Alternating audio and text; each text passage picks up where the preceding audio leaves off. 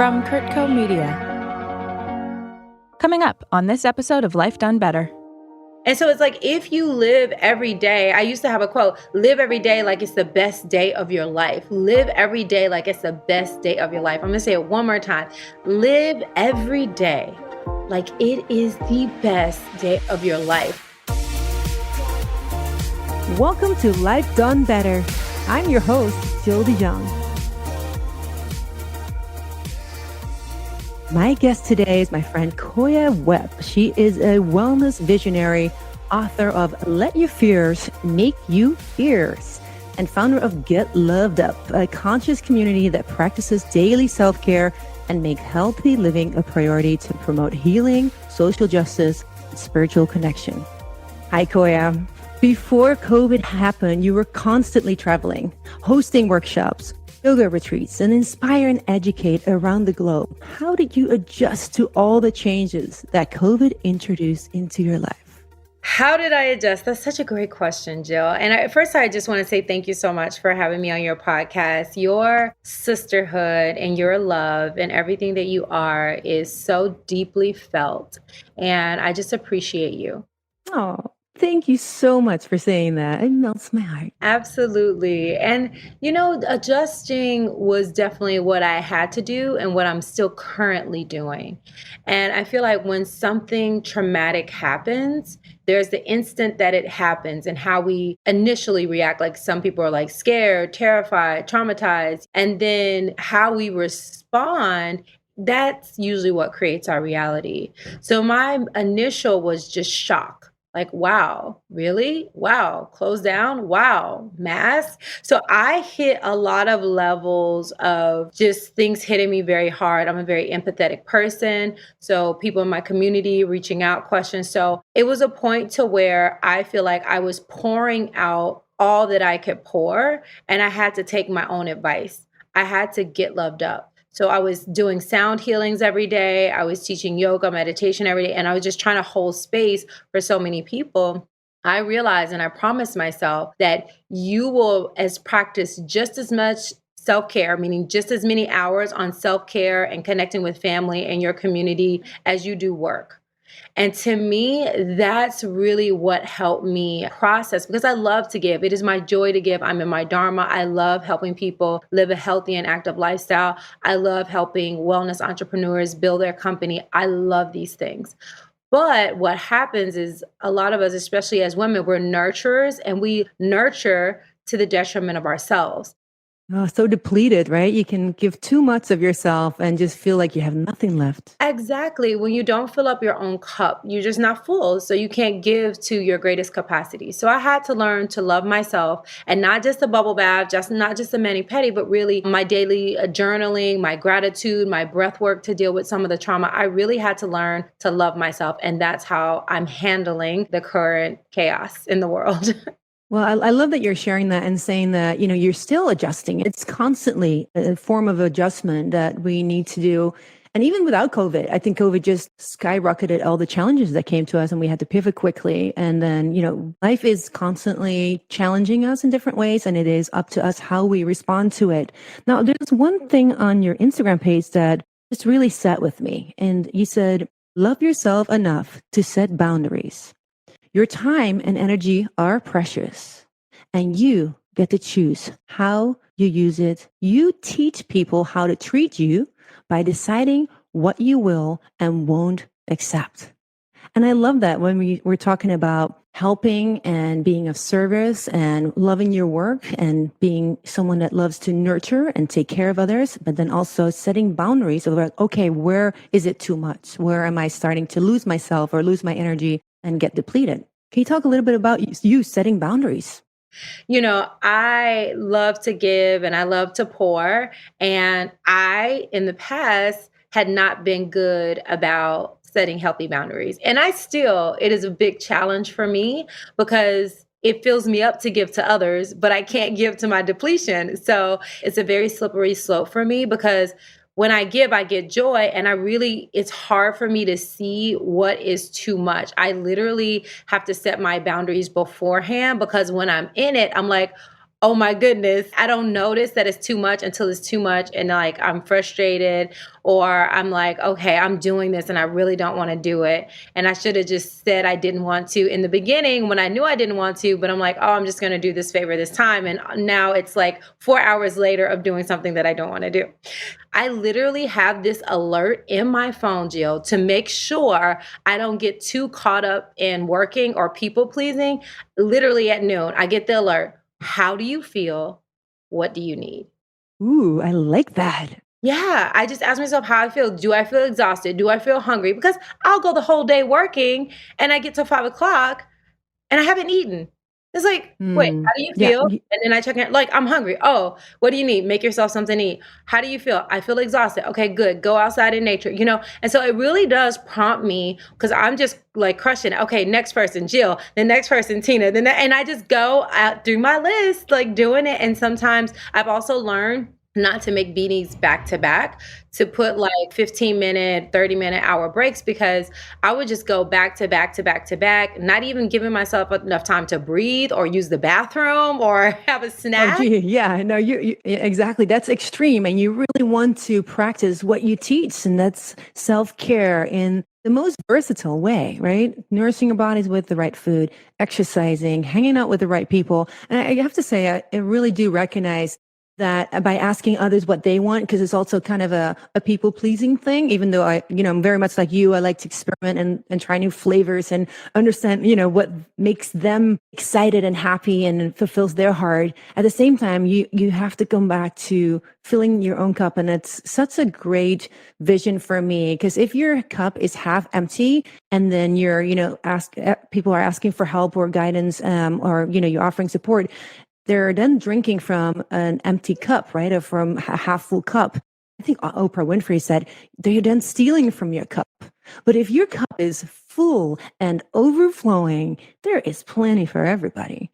And so everything that we experience and we share on this show today, and everything we do, I think is really important, because personal experience really speaks to the heart. We can read a book and say, oh yeah, this is step 1, step 2, step 3. But when you really hear someone's experience, it's way more relatable. And so that makes me actually want to jump right into your book. So your book is called Let Your Fears Make You Fierce. I actually have a story to tell you, and I think this can trigger like a nice conversation about your book. So I was talking to my esthetician, and she told me that a few years ago, on Saturday morning, she received an emergency alert on her phone that stated there was an incoming ballistic missile threat to Hawaii, advised residents to seek shelter, and concluded, this is not a drill. North Korea accidentally launched a missile, a nuclear weapon, during training that was coming from Maui within 20 minutes. Nothing could stop it. Be prepared to die. She was saying her goodbyes on the phone to her parents and sat in her closet with her dog, waiting for the missile to blow up the island and kill everyone. As you can imagine, these were the most terrifying minutes of her life. Then nothing happened. 38 minutes later, she was still alive, and she received another message. There was miscommunication. There was no missile. Relax. And this is a real story. And I was thinking, oh my God, can you imagine that happening to you? And in a way, we do this to ourselves when we create stories in our mind about the future, things we cannot control and predict. We think of worst case scenarios, and that creates anxiety and fear. And we can make things so real in our mind that our body responds as if it's happening right now. And I think that's really what your book is about, right? To change the thoughts. Those thoughts create feelings, feelings then actions. And so what is your perspective on all this? It's exactly what we're in now. Like, it's like, fear this, fear that, like all these fears. And I feel like fear is feedback. Fear is feedback for the places within yourself that need to be nurtured. So even though like this missile is coming, you have to ask yourself, if the last 38 minutes are the last 38 minutes of my life, what do I want to be doing? I'm about to strike up a party, because what am I going to do in the closet? I'm about to call my best friends. Maybe I'll streak down the beach naked. I don't know, but I'm definitely not sitting in my house. And like now there's a lot of fear. Like people are really losing their lives. They're really getting sick. And so it's like, well, what do you want to do? I'm like, well, I want to pour into my community. I want to live my best life. I want to eat the food. And I am literally in this moment living my life to the best of my ability. And I feel like especially the biggest fear most people have is a fear of death, but we're all going to die. Yeah, we're never guaranteed of another day. We aren't. And so it's like, if you live every day, I used to have a quote, live every day like it's the best day of your life. Live every day like it's the best day of your life. I'm going to say it one more time. Live every day like it is the best day of your life, because we don't know. And so in the book, when I talk about let your fears make you fears, it's like seeing your fears, using them as feedback to what part of yourself needs to be nurtured. So if you have a fear of getting a job or getting in a relationship, well, what trauma have you experienced in your past and what needs to be nurtured? I had some trauma that I experienced in my past, and I use breath work, I use yoga, I use chakra alignment, and I share all the tools that I use in my book, because trauma is real and fear can be as real as we make it. And so it's like, I feel like acknowledging, not just pretend like, okay, fine, I don't have any fear, I'm not supposed to have fear, so fears don't. No, it's about acknowledging the fear and allowing the fear to be your friend and take you on a journey to those places. Like I needed to be nurtured because I felt like there was a time when I was singing as a child and my dad told me to shut up, and I felt like I couldn't sing. So I needed to nurture my voice and I needed to sing, and I ended up writing my own song, producing my own video, and everyone can hear Be Loved on the radio now, and on Spotify and iTunes or wherever you listen to your music. But I had to nurture that little girl that was told to shut up. And because she was told to shut up, because he was just tired, he was having a long day, he didn't mean anything by it, but because I made that mean that I couldn't sing, I created a fear that if I sing, people won't like it. And I had to go back and I had to nurture myself. And now I'm fierce. I sing. Girl, what a way to heal that, right? To actually write a song, sing it, and share it with the world. That's so powerful. And I love that you say that you've become friends with your fears, or you let it take you by the hand and show you where to go, and with curiosity, not with judgment. It really resonates with me, because I think a lot of my friends and people around me say, well, of course you're going to do that because you're fearless. I said, yes and no. I said, if you break the word down into words, then it's fear and less. And yes, I may fear less, but I still experience fear. Absolutely. But it's not stopping me anymore. And the reason why, just like you, that I now know that every time again, when I do something that scares me, that creates anxiety, but I do it anyway, something that is, challenging, on the other side of fear is exhilaration, confidence, excitement, freedom, all these emotions that make me feel so alive. And so when you keep doing it, when you keep pushing yourself out of your comfort zone, you can trust that feeling. Oh yeah, it's familiar. I may experience fear now, but I know what's on the other side, and I'm going to go through with it. We're going to take a quick break and we'll be right back.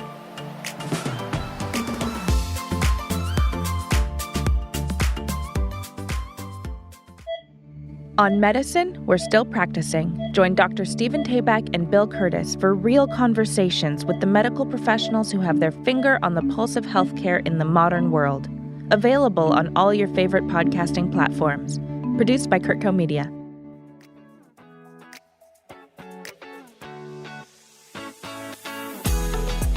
So there's a lot there, right? The fear of failure, fear of success. Have you experienced any of these fears around your business, about your life, about failure and success? I've actually experienced all of those fears, because when you're growing, and I'm not afraid to grow, I'm very ambitious. And so when you make the decision to constantly evolve, it's like, I know some people don't like seeing life as a school, but really like you're passing different tests in different areas, maybe relationship tests, career tests, friendship tests. And then you learn the lesson, you learn how to lean into love, you learn how to be open, and then you get more tests. And the more that you push your edges, the further that you can go, but there might be fear. It's just like my yoga practice, which is why I love yoga, because yoga reflects life so well. You start in, you can't touch your toes. It's hard. You're scared. If I go any further, I'm going to hurt myself. And then you breathe into it. You learn it. You feel your body. You go deeper and deeper, but it doesn't mean you stop. Next, you're trying to do crow pose, or you're trying to do a headstand. There goes fear again. And so you're trying, and then you get it, and you gain another level of confidence. So it's just like life. You get in a relationship, you do it, so great. Okay, and then you decide to buy a house, great. Then you decide to have, whatever challenges you put on yourself, it comes with a certain level of fear, usually because you haven't done it before.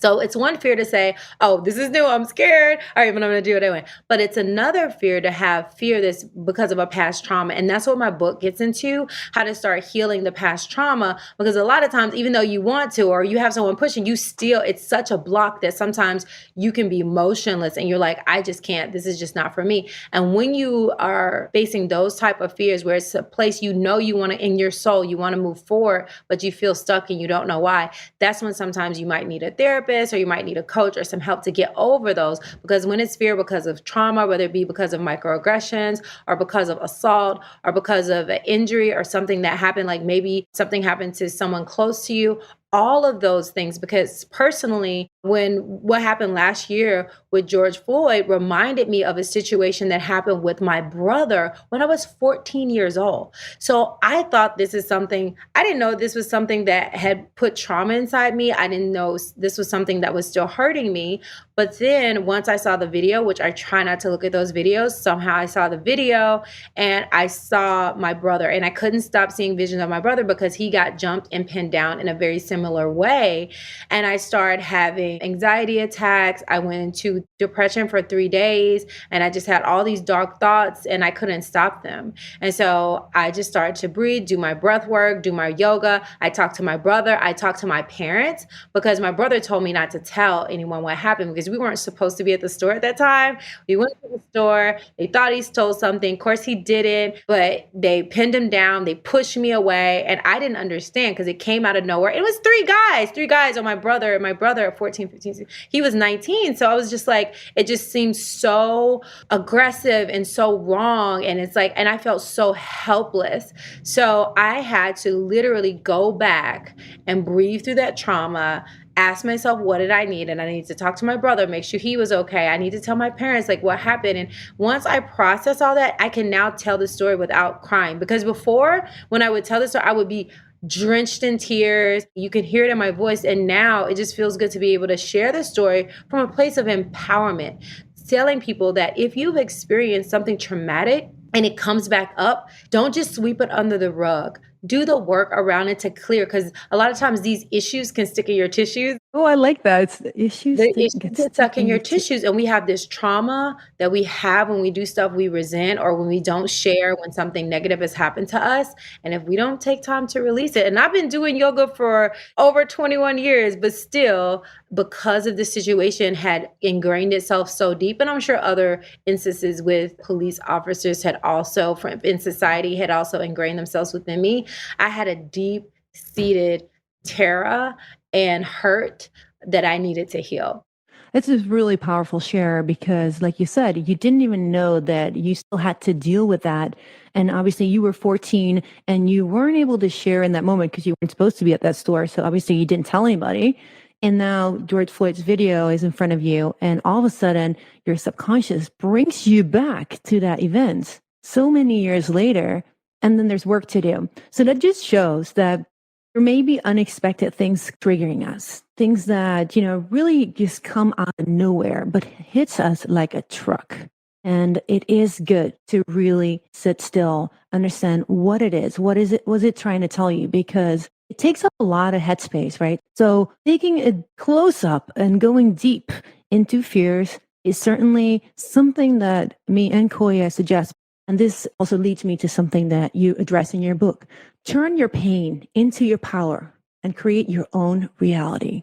When you decide to turn your pain into your power, because once you decided to acknowledge your pain, cry it out, yell it out, again, one of my favorite, I actually became a certified breathwork facilitator because I realized the power of breathwork to really help to heal physically. Because when we have emotions, people think, oh, we could just be happy. But if we don't express those emotions, write them down, exercise or something like that, again, those issues get stuck in our tissues. And breath work has been what has helped me release the trauma. I also use EFT, and that really helped a lot, but breathwork went a little bit deeper. And I'm glad you mentioned EMDR, because I actually have scheduled a session to do that journey as well, just to really go through, because I feel like I have a therapist, because I want to remove the stigma around therapy, because as I continue to grow and I'm nurturing a big community and I have over 21 employees and I'm nurturing them, my goal is to uncover and experience all of these different healing modalities to not only heal myself, but also offer this to my community and my staff so that they can heal through the things that they go through. So I'm really excited for that session. I've heard so many great things about it. And like I said, breath work has also, I do it every new moon and a full moon with my community, because I'm like, we should be doing these things regular as we take a shower, because we are constantly, especially with all the stuff happening on the news, walking around with masks, not being able to have physical contact as much as we used to. That is all low level trauma. That is something we experience. It is not natural. It is not normal. And we need to be constantly loving ourselves up, creating smaller communities, of course, doing it safely and practicing social distancing as we need to and getting tested as we need to. But part of human touch is a part of humanness. And so I think it's very important that we have these conversations and that we realize that it is up to us to create the reality and create every day as the best day of our life. Amen. That's so true. When I fill my body with anxiety and when I feel it like starting to come into my body, it feels like poison, right? It feels just like, oh my God, my focus is gone. I feel like my body is taken over by this poisonous anxiety. And what I say to myself is, Jill, hello, is this real right now? Like, are you really in the situation or are you living it in the future? Are you thinking about something that hasn't even happened yet? All of the time, it's actually something that I fear for in the future.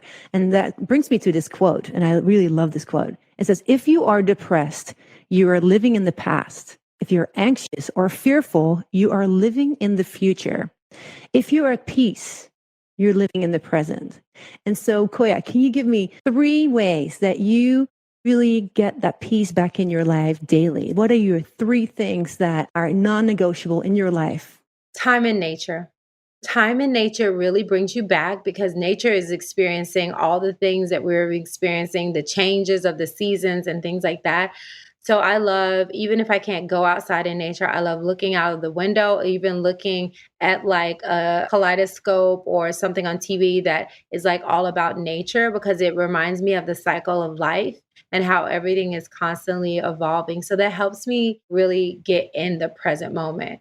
And that is one of my favorite quotes in the book, because a lot of times we get stuck in the past, how we were judged in the past, what happened in the past. And while I said it's important to process that, one way to process that is bring yourself back to the present. And in the present moment, you are safe. Hopefully, everyone listening is safe and you are whole and complete. And that can be another great way to ground in the present. So the second way is just meditation and breath work and bringing yourself back to your breath, back to the present moment through meditation and just connecting with your breath. I am well, I am okay. And so breath work is the second thing. So time in nature, number 1, breath work, number 2.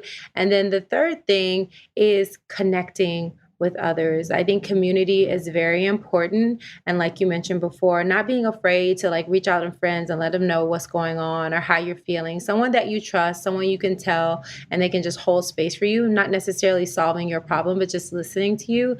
It's really important to have a mentor, a friend, a therapist, someone that can really listen to you and allow you to get out some of your pain or your frustration. You should have someone that you could talk about not only the good stuff, but also the bad stuff too. So those are the 3 ways that really help me stay in the present moment. Beautiful. I mean, it's simple, but it's not easy to always be consistent, right? Some things are quite simple, but then we have to continue doing them. And we have to do them when we least feel like it, when we are overwhelmed, when we are feeling anxiety.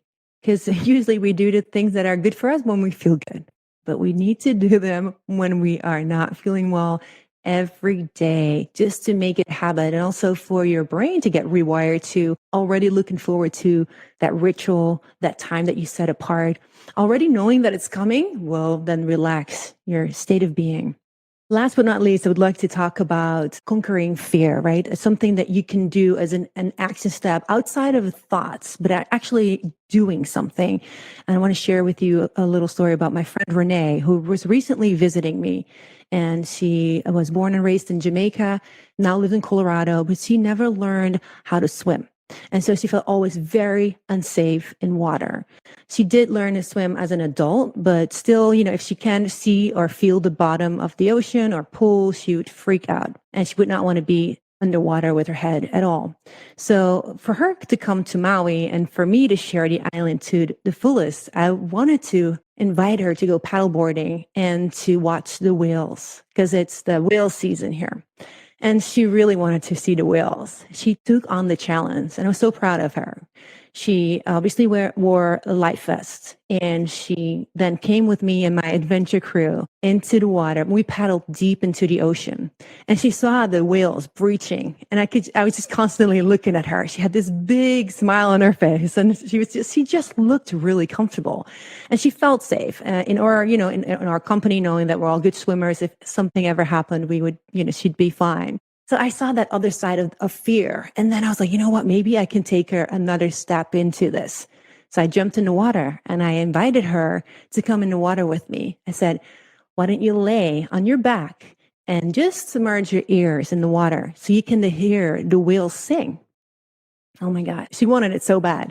But as soon as she jumped in the water and started laying and floating on her back, she started hyperventilating. And this is where your breath work comes in, right? I said, Renee, relax, try to really deeply breathe into your nose. And I put my hand under her back and kind of made her feel like, hey, I'm carrying you. I'm here, close your eyes. You can. So she was there floating in the middle of the ocean, someone that has incredible fear, of water, doing something extraordinary. Finally, she could hear the whales singing, and it was magical. It was such a beautiful experience. And I want to share this because, if I hadn't invited her, she would obviously not do it. It was obviously she could refuse.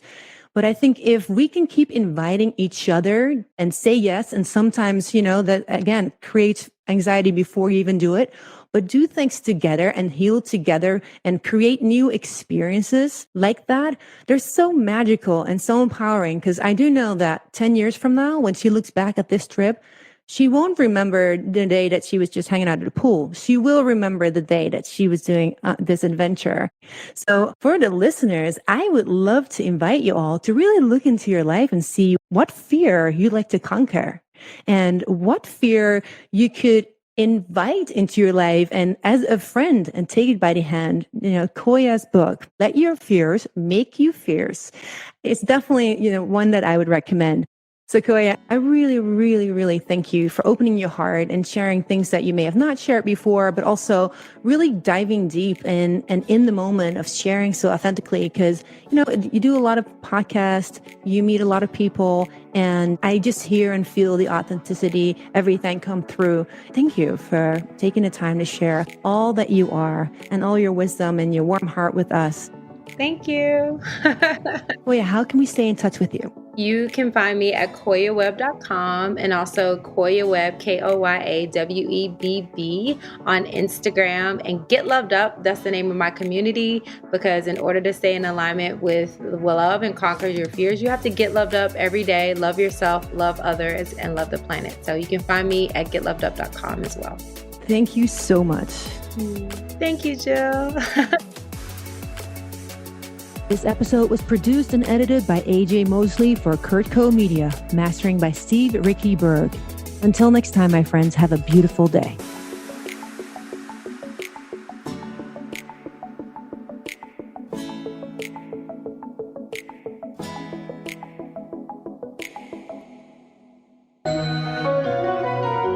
Kurtco Media. Media for your mind.